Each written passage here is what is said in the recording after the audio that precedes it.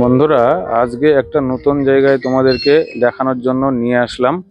এটি হলো আমারই একটা লোকাল এরিয়া। এই রাস্তা বা সড়কটির নাম হচ্ছে করিমপুর কৃষ্ণনগর রাজ্য সড়ক।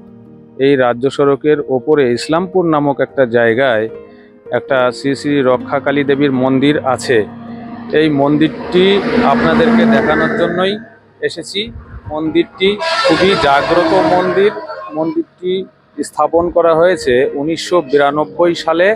কারণ এখানে আগে প্রচুর অ্যাক্সিডেন্ট হতো এবং ট্রাক ড্রাইভার, বাস ড্রাইভার এরা খুব এটাকে মান্যতা দেয়, আমরাও মান্যতা দিই।